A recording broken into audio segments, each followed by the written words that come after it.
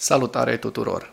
Astăzi discutăm despre faptul că Rusia se teme de loviturile cu rachete americane și și-a mutat 90% dintre aeronavele sale în bazele militare în afara razei de acțiune a rachetelor ATACMS, despre faptul că în regiunea Voronej din Federația Rusă 2 sate au fost evacuate în urma unui atac ucrainean cu drone în regiunea Rostov, de asemenea 2 depozite de petrol ard după explozii puternice și despre un nou avion Su-25 doborât de armata ucraineană.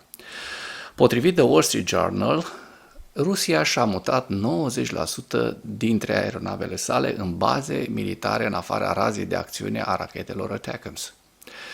O nouă evaluare a serviciilor de informații americane a constatat că, de când Ucraina a început să primească rachete ATACMS, Rusia s-a adaptat prin mutarea a 90% dintre aeronavele sale către baze militare în afara razei de acțiune a rachetelor. Sursa, un oficial american care a declarat pentru The Wall Street Journal. Potrivit articolului, în ciuda cererilor crescute ale Ucrainei pentru ca Statele Unite ale Americii să ridice interdicția ATACMS asupra Rusiei și cel mai mare bombardament al războiului din această săptămână, administrația Biden nu are de gând să-și schimbe poziția. Asta înseamnă că lansarea ATACMS pe teritoriul rusesc va avea un impact minim astăzi, a spus oficialul, adăugând că Ucraina va avea probabil mai mult succes cu dronele indigene pe care le-a folosit pentru a lovi ținte în Rusia în ultimele luni. În timp ce Statele Unite au crescut producția de ATACMS, livrările sunt încă limitate, iar Pentagonul are doar un stoc limitat de furnizat Ucrainei, a spus oficialul. Ziua 917 a războiului din Ucraina.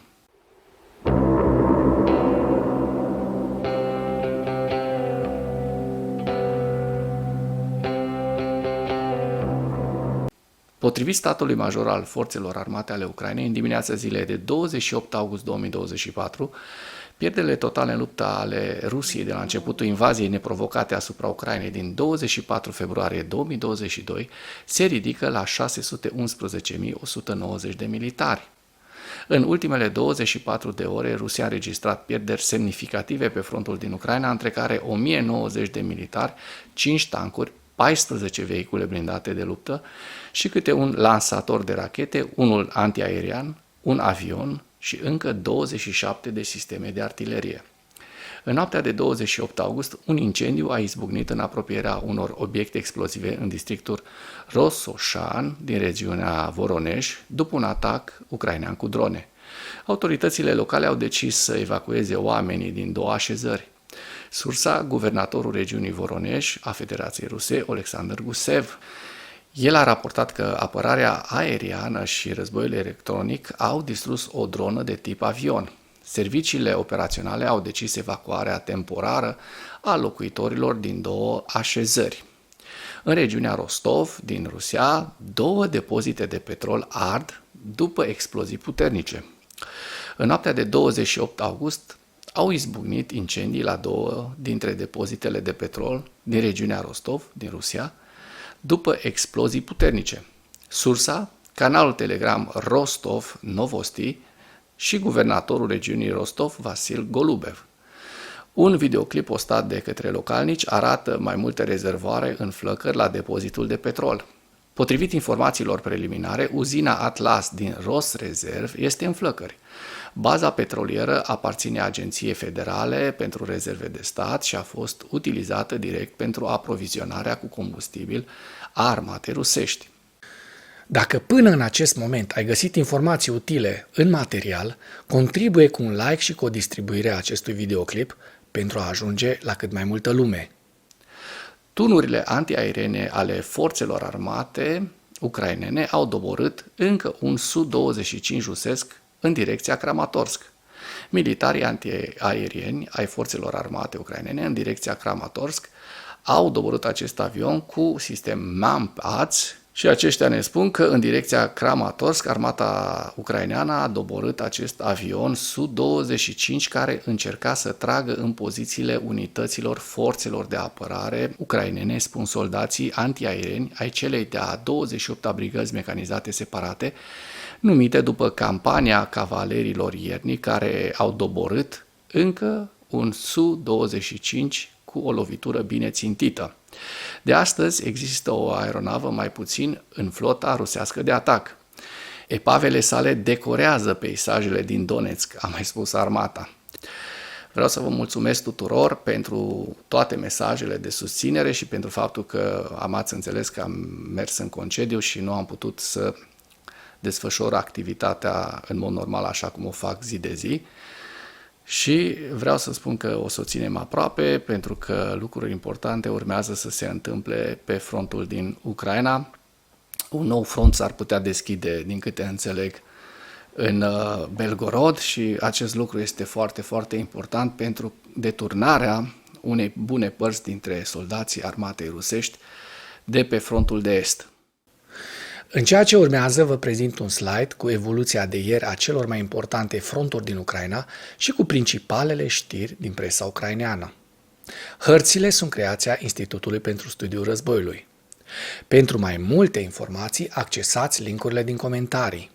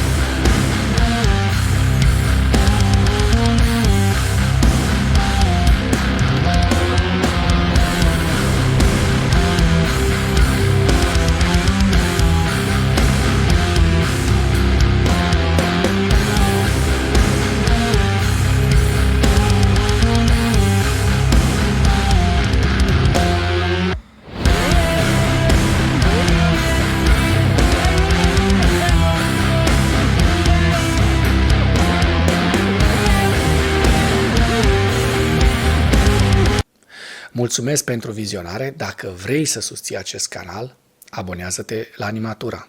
Apreciez mult asta.